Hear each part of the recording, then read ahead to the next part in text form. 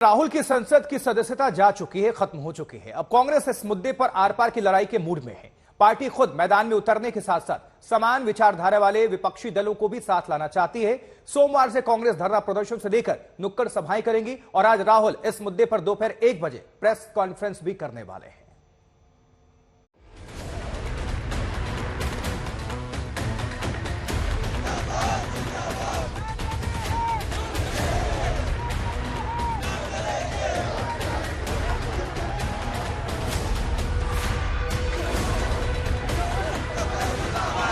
24 के रण से पहले ही कांग्रेस के बड़े महारथी माने जा रहे राहुल गांधी को संसद से बाहर का रास्ता दिखा दिया गया और इसके विरोध में कांग्रेस ने पहले दिन ही मोर्चा संभाल लिया।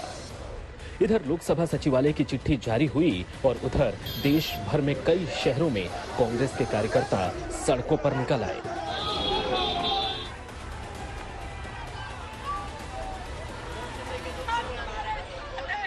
लेकिन सवाल यह है कि अब कांग्रेस इस सियासी लड़ाई को कैसे आगे बढ़ाएगी।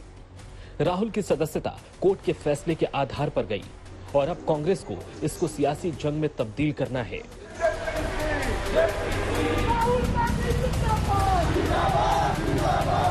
कांग्रेस ने इसकी रणनीति बना ली है। खुद राहुल गांधी आज 1 बजे प्रेस कॉन्फ्रेंस करके अपनी बात रखेंगे। यूथ कांग्रेस आज से ही इस मुद्दे पर लगातार प्रदर्शन करेगी। सोमवार से कांग्रेस बड़े पैमाने पर प्रदर्शन करेगी। कांग्रेस प्रदर्शनों के साथ मार्च भी निकालेगी। देश भर में नुक्कड़ सभाएं भी की जाएंगी। कांग्रेस की रणनीति समान सोच वाले विपक्षी दलों को साथ लाने की है। एक साझा प्लेटफॉर्म इस मसले पर बनाने का विचार हो रहा है।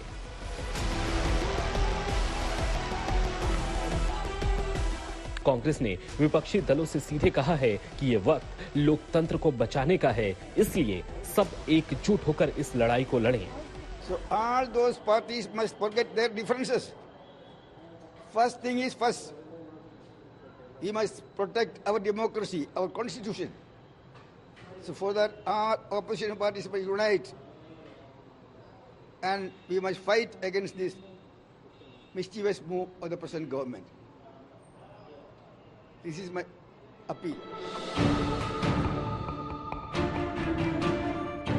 कांग्रेस का मानना है कि एक के बाद एक सरकार पर राहुल के हमलों की वजह से अचानक मानहानि केस में सुनवाई की गई और फैसला आया। जयराम रमेश ने राहुल के खिलाफ इस कदम की 3 वजहें बताई। उनके मुताबिक राहुल नोटबंदी और जीएसटी का विरोध कर रहे थे। उनकी भारत जोड़ो यात्रा कामयाब रही। उन्होंने अदानी केस पर सरकार को घेरा।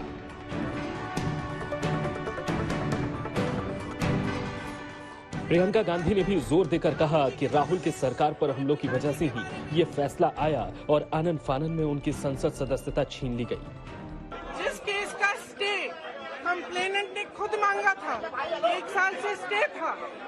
अडानी पे जो भाषण दिया मेरे भाई ने, उसके बाद अचानक उस कंप्लेनेंट ने उस केस को जिंदा क्यों किया?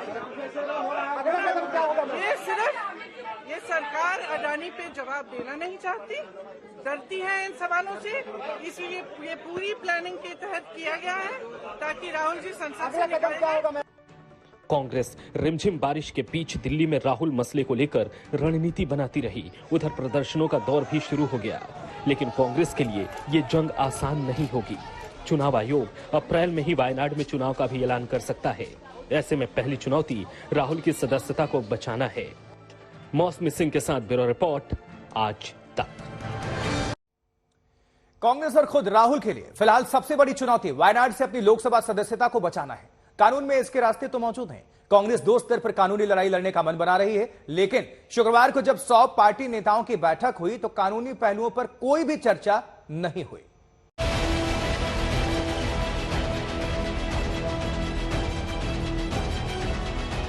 मानहानि केस में 2 साल की सजा के ऐलान के बाद सूरत की कोर्ट से बाहर निकलते वक्त राहुल गांधी के चेहरे पर मायूसी तो थी, लेकिन ऊपरी अदालत में अपील का उनका हक बरकरार था।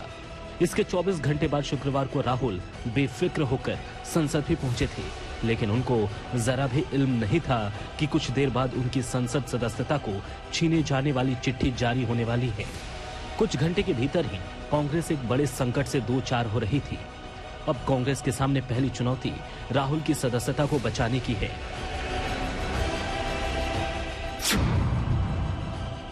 कैसे बचेगी राहुल की संसद सदस्यता? कांग्रेस के सामने कितने विकल्प? कांग्रेस सेशन कोर्ट जाएगी या सुप्रीम कोर्ट? कानूनी जंग में अभी कितने पेच? कांग्रेस ने सियासी लड़ाई का मैदान सजाने का तो पूरा इंतजाम कर लिया।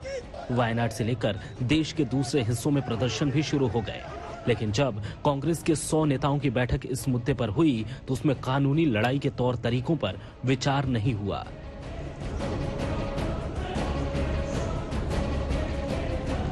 हालांकि इस बैठक में अभिषेक मनु सिंघवी ने मामले के कानूनी पहलुओं से सबको जानकारी दी। फिलहाल कांग्रेस के लिए राहुल की सदस्यता बचाना सबसे अहम है।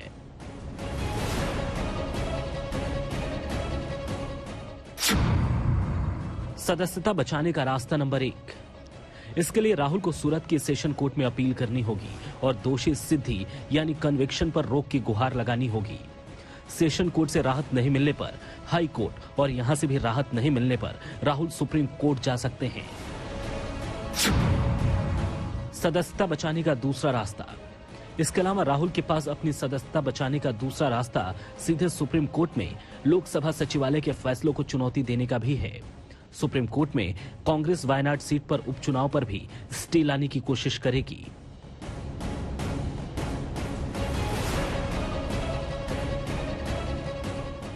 सूत्रों की माने तो कांग्रेस और राहुल एक साथ दोनों रास्तों पर कानूनी जंग लड़ेंगे और राहत पाने की कोशिश करेंगे।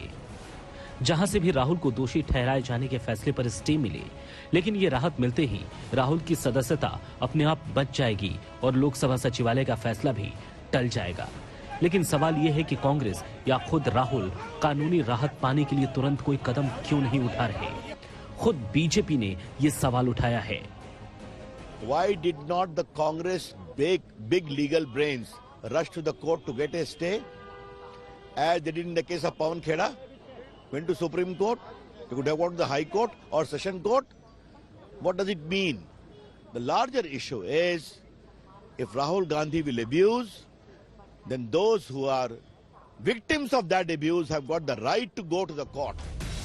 सवाल यह है कि कांग्रेस के बड़े कानूनी जानकार तुरंत स्टे के लिए सेशन कोर्ट या ऊपरी अदालतों में क्यों नहीं गए, जिस तरह पवन खेड़ा के केस में गए थे। अब देखना यह है कि कांग्रेस कब कानूनी लड़ाई को छेड़ती है और इसका अंजाम क्या रहता है। नलिनी और आदित्य वैभव के साथ ब्यूरो रिपोर्ट आज तक।